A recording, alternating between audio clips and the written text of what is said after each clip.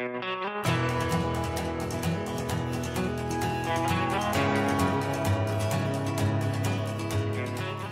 months ago, we packed our belongings into the back of our trusty Triton to leave the city skyline of Sydney behind.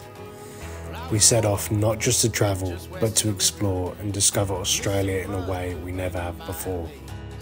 And on the road is where I found freedom. And hotel rooms is where I found peace. From the turquoise waters of epic coastlines to the rugged outback terrain, we wanted this trip to be as big and unforgettable as possible, and oh boy, it did not disappoint. As our honeymoon half lap comes to an end, let's look back on some of the unforgettable memories we made along the way.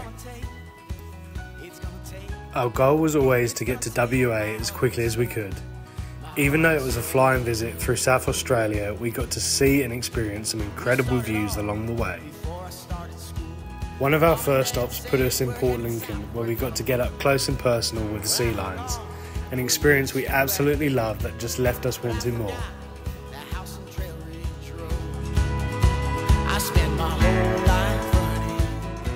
Our trip across the Nullarbor was one I'll never forget, a drive that I had been longing to complete for some time.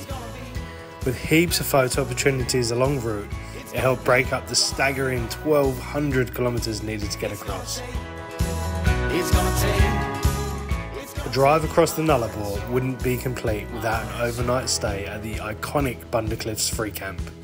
You literally feel like you're on the edge of the world as you look out into the vast ocean. It's absolutely breathtaking. Someday I'll put off the road somewhere near Eastern morning, and I'll find that little church where my family filled the pew. Arriving in Esperance was like something out of a dream. How's the colour of that water?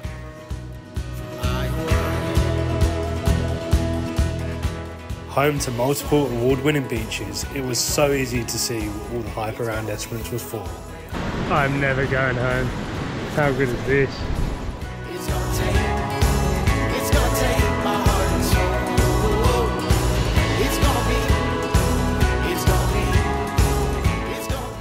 I was lucky enough to celebrate my birthday on arguably Australia's most picturesque beach. Although we loved just about every beach we actually visited, Warton definitely stole our hearts.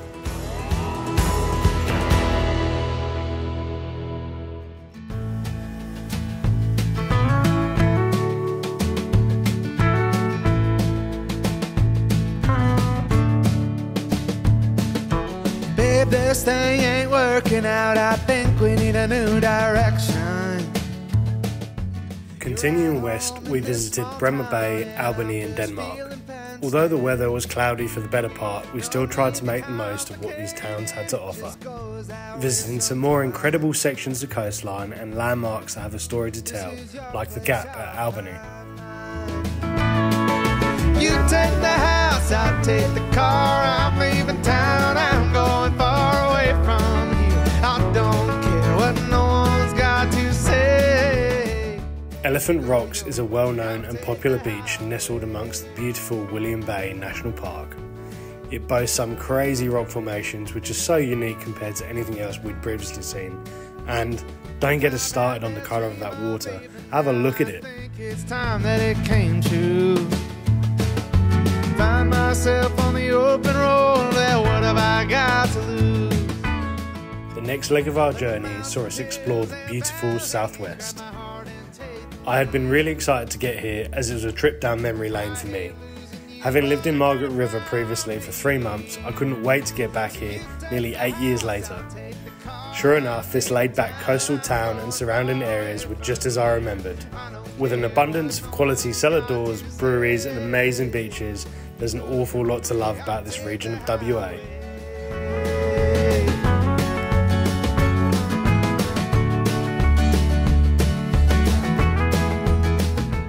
You can't go past Perth without making the short ferry ride across to the incredible Rottnest Island. It was here we hired bikes to explore the island that is packed with beautiful snorkeling spots, stunning beaches, and of course, home to the native quokka. You just can't pass up on a photo opportunity with the world's happiest animal. I don't care what no one's got to say. You go your way.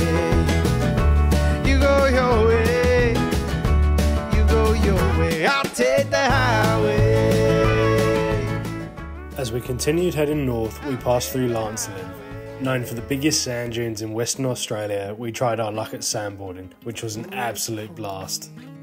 Just north again, we visited the Pinnacles Desert. It really is like stepping onto another planet as you walk amongst huge limestone structures as much as 30,000 years old. The little town of Port Gregory is home to one of the most amazing salt flats we've seen, and for good reason. In the right lighting conditions, you can experience this amazing burst of colour across Hutt Lagoon. On the shelf, don't you worry, we're gonna find all we need in our sunset paradise. Kalbarri was always a must on our list of places we had to visit. It offers a completely different landscape to anything else we had seen so far coming up the west coast. This is where we saw our first gorge amongst other popular stops like Nature's Window and the Skywalk. It's hard to believe that this national park is located just over 10 minutes away from the coastal town of Kalbarri. Our next stop took us on our most remote adventure yet as we headed for Steep Point, mainland Australia's most westerly point. After about 3 hours of bone-rattling corrugations, we finally reached our campsite, only to find we had the stretch of beach to ourselves. Without a shadow of a doubt, it was worth every corrugation to get to. This place is just raw, wild west coast, and it's absolutely breathtaking. The Francois Peron National Park, located within Shark Bay World Heritage Area, left us picking our jaws off the floor. The bold red colours of the sand against the contrast of the crystal clear water was out of control.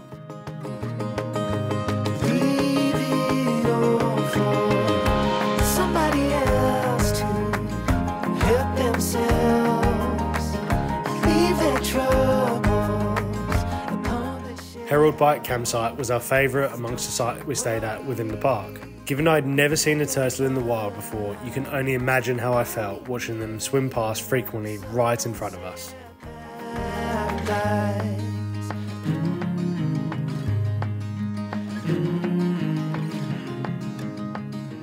Also within Shark Bay World Heritage Area is Monkey Mia, quite possibly the best caravan park we've stayed at, and for multiple reasons.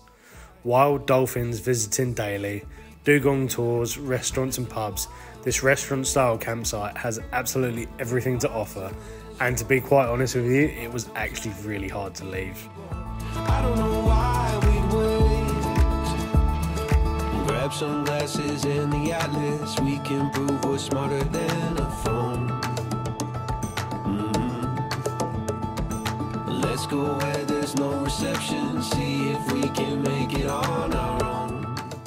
As we continued north, we booked a few nights stay on the Coral Coast, staying at the likes of 14 Mile Beach and Sandy Point saw us enjoy some epic beachfront camping on this pristine piece of coastline.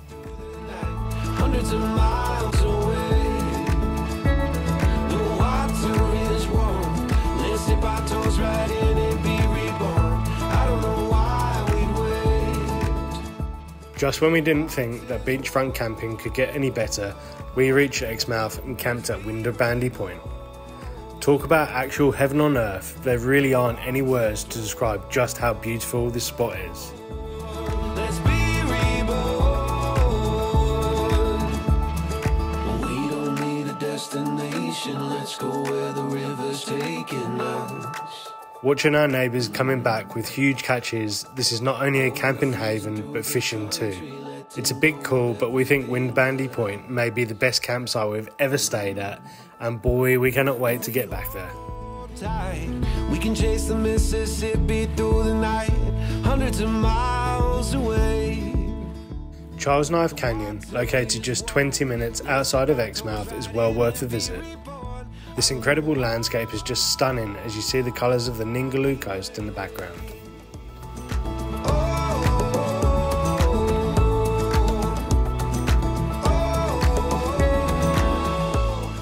Before leaving Exmouth, we treated ourselves to an absolute bucket list item, swimming with the whale sharks. Entering the water with these friendly giants of the ocean is an experience we'll never forget. There are no words to describe the feeling as the biggest fish in the ocean glides past you. Check out those markings, they are just beautiful. Wary of time before we needed to look at heading east again, we made a flying visit up to Broome. We absolutely fell in love with this town, albeit a short visit.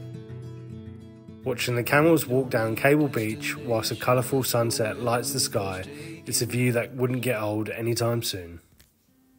Leaving Broome saw us complete some heavy consecutive days of driving to reach our final destination for this trip, Uluru. As we approached the Red Centre, it became abundantly clear why this world wonder is on so many people's bucket lists. Oh, it's incredible, isn't it? It's just like mind-blowing. As the sun set over Uluru, the rock lights up this incredible red. It's just unreal to watch. There's a pattern in the chaos, a current in the sea, and there are times I wish I had a mountain top. Sunrise and sunset are both just as beautiful as each other, and we'd highly recommend making the long drive out here to witness it.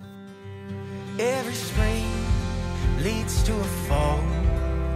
There's a heart in there. We are on our way back from Uluru and we're heading towards Coober Pedy. So essentially we're on our way home, which is pretty sad, but yeah, it's what needs to happen unfortunately at the moment, so that's what we're doing. Anyway, we're about 2 hours from Coober Pedy. We still have to go through the South Australian border, so coming in from the Northern Territory into South Australia, so we've got to go through the quarantine again. So we just stopped in Marla to use the quarantine bin, just throw out basically all of our fruit and veg. Unfortunately we actually had a bit, didn't we? Oh, it was like a couple of potatoes, some tomatoes, like it wasn't crazy. Yeah. Anyway, that's us, so got a couple more hours on the road today. And then we're going to stay in Coober Pedy overnight. So yeah, we'll check that out and see what it's about. It is known for its opals. I think it's opal capital of the world, actually. We've decided to book ourselves an Airbnb for our last, well, I say last night, it's not our last night, It's like our third last night. Third last night. We're planning on just staying on the side of the road the whole way home. Anyway, we knew we were staying, or we knew we were passing through Coober Pedy. I keep saying it wrong. We figured that, you know what, let's just treat ourselves. Yes, it's one of those underground ones, hey? Yeah. Pretty cool, we'll show you inside. Yeah. It actually wasn't an impulse, I guess, in that sense, but Matt's lovely sister, or I guess my sister-in-law and brother-in-law, treated us, so we're very lucky. But it's pretty cool, we'll show you inside. You can see how late it is. We just got a bit of takeaway from Oliver's, I think it's like restaurant and or bar and restaurant. I'll show you inside. This is not a flattering angle, Jesus. So this is it, super cute. You've got a TV, which I'm about to binge. This is the kitchen. This is very cute, very, very nice. There's a little laundry in here. Bathroom, lovely. This is the bedroom, number one. It's actually really gorgeous. So you can fit, obviously, you see there's another bed over there, and then your wardrobe. And like even the detailing on the walls, so cool. And then there's another bedroom in there, which we won't even touch. It definitely has character, that's for sure. Yeah. It's different to anything else we've stayed in. Which I like, you know, everywhere you stay in is all the same these days, just white walls and like a picture on the frame, you know, or like on the wall, that's it, so. Yeah, absolutely. Yeah. We're going to chill here for the night and then explore a little bit with Coober Pedy in the morning, I think. Yeah. So I'm convinced that we have like the absolute worst luck. Every time we get some of the iconic signs for an area, a tour bus rolls in. And guess what? We get to the Coober Pedy signs. I kid you not, the moment we roll up, a whole tour bus arrives. Not just a small bus, like a whole coach load of people. There's got to be at least 30 of them. Anyway, we're leaving today. It would be nice to stay one more day and then we could kind of like, I don't think it's like mine for opals. I don't know what the right word is, but like, you know, sift through and, you know, have a little bit of a, yeah, you know, go at it. But I think is it noodling? Maybe? I can't remember.